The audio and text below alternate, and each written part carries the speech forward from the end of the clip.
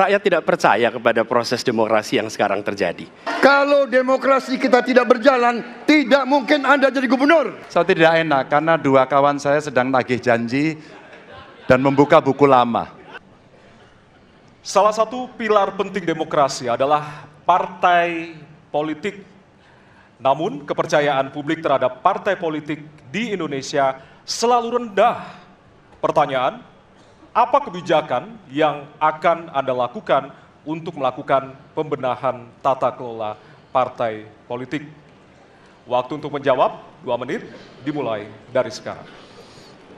Saya rasa lebih dari sekedar partai politik. Rakyat tidak percaya kepada proses demokrasi yang sekarang terjadi. Itu jauh lebih luas dari sekedar partai politik.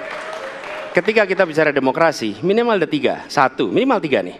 1 adalah adanya kebebasan berbicara. Yang kedua, adanya oposisi yang bebas untuk mengkritik pemerintah dan menjadi penyeimbang pemerintah. Yang ketiga, adanya proses pemilu, proses pilpres yang netral, yang transparan, jujur, adil. 3. Dan kalau kita saksikan akhir-akhir ini, 2 ini mengalami problem. Kita menyaksikan bagaimana kebebasan berbicara menurun, termasuk mengkritik partai politik. Dan angka demokrasi kita menurun, indeks demokrasi kita. Bahkan pasal-pasal yang memberikan kewenangan untuk digunakan secara karet kepada pengkritik, misalnya Undang-Undang ITE atau pasal 14, 15 Undang-Undang Nomor 1 tahun 1946. Itu semua membuat kebebasan berbicara menjadi terganggu. Yang kedua, oposisi. Kita saksikan minim sekali adanya oposisi selama ini. Dan sekarang ujiannya adalah besok. Bisakah pemilu diselenggarakan dengan netralitas, dengan adil, dengan jujur? Ini ujian ketiga. Jadi, persoalan demokrasi kita lebih luas dari segala persoalan kepada partai politik. Nah, bagaimana untuk partai politik sendiri? Partai politik perlu mengembalikan kepercayaan. Tapi di sini ada peran negara. Menurut saya salah satu masalah yang mendasar, partai politik ini memerlukan biaya. Dan biaya politik selama ini tidak pernah diperhatikan di dalam proses politik. Untuk kampanye, untuk operasional partai, semua ada biayanya. Sudah saatnya pembiayaan politik itu dihitung dengan benar. Ada transparansi, sehingga rakyat pun melihat ini institusi yang bisa dipertanggungjawabkan. Jadi salah satu reformnya adalah reform pembiayaan politik oleh partai politik. Terima kasih. Baik. Waktu sudah habis, terima kasih. Kini kami persilakan calon presiden nomor urut 2 untuk menanggapi jawaban calon presiden nomor urut 1. Waktunya 1 menit dimulai dari sekarang. Mas Anies.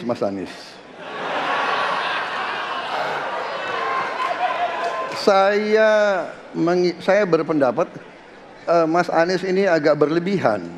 Mas Anies mengeluh tentang demokrasi ini dan itu dan ini. Mas Anies dipilih jadi gubernur DKI menghadapi pemerintah yang berkuasa. Saya yang mengusung Bapak.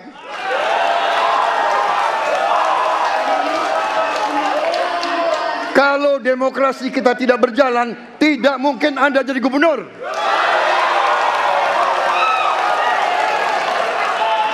Kalau Jokowi diktator, Anda tidak mungkin jadi gubernur. Saya waktu itu oposisi, Mas Anies. Anda ke rumah saya, kita oposisi, Anda terpilih. Waktu habis, Bapak. Harap tenang, Bapak Prabowo. Baik, para pendukung, kami mohon untuk tenang, para pendukung. Para pendukung, baik. Harap tenang, kita akan lanjutkan dialog kita. Harap tenang, hadirin, harap tenang. Kami sampaikan kembali, hadirin harap tenang. Apabila tidak tenang, maka debat tidak dapat dilanjutkan. Ya. Kami mohon kerjasamanya kepada para hadirin yang berada di halaman gedung KPU untuk bisa menaati aturan yang telah kita sepakati bersama. Ya. Baik, selanjutnya kepada calon presiden nomor urut 3, kami silakan untuk menanggapi jawaban calon presiden nomor urut 1, waktunya 1 menit dari sekarang. Saya jadi tidak enak ini Mbak hari ini. Mohon maaf.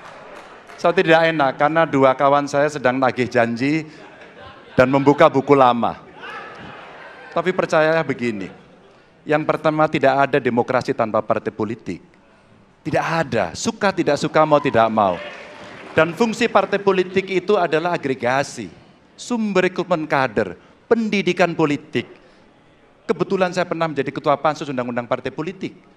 Maka pada saat perdebatan penguatan dari sisi anggaran, penguatan dari sisi partisipasi masyarakat mesti dilakukan, saat itu tidak terlalu banyak yang setuju. Maka Mas Anies, soal oposisi tidak oposisi, soal kepentingan saja kok. Kapan kita bertemu, kapan kita tidak bertemu, dan kemudian kita akan bersikap pada posisi masing-masing. Tapi yang penting, pendidikan politik kepada masyarakat itulah yang menjadi PR besar dari partai politik agar cepat dewasa. Oke, waktu Anda habis, Bapak. Ya, dan kita akan lanjutkan. Baik, kita akan lanjutkan debatnya, Bapak Ibu. Kita akan lanjutkan ke pertanyaan selanjutnya untuk calon presiden nomor urut 1. Ya. Untuk merespon tanggapan dari dua calon presiden lainnya, waktunya 1 menit dari sekarang. Ya. Terima kasih. Ketika kita menghadapi sebuah proses demokrasi, di situ ada pemerintah dan ada oposisi. Dua-duanya sama terhormat. Dan ketika proses pengambilan keputusan itu dilakukan, bila ada oposisi, maka selalu ada pandangan perspektif berbeda yang membuat masyarakat bisa menilai. Karena itu oposisi itu penting dan sama-sama terhormat. Sayangnya tidak semua orang tahan untuk berada menjadi oposisi. Oke? Seperti sampaikan Pak Prabowo tidak tahan untuk menjadi oposisi. Apa yang terjadi? Beliau sendiri menyampaikan bahwa tidak berada dalam kekuasaan membuat tidak bisa berbisnis, tidak bisa berusaha. Karena itu harus berada dalam kekuasaan. Kekuasaan lebih dari soal bisnis, kekuasaan lebih dari soal uang, kekuasaan soal kehormatan untuk menjalankan kedaulatan rakyat. Baik, waktu Anda habis, Bapak. Terima kasih. Mohon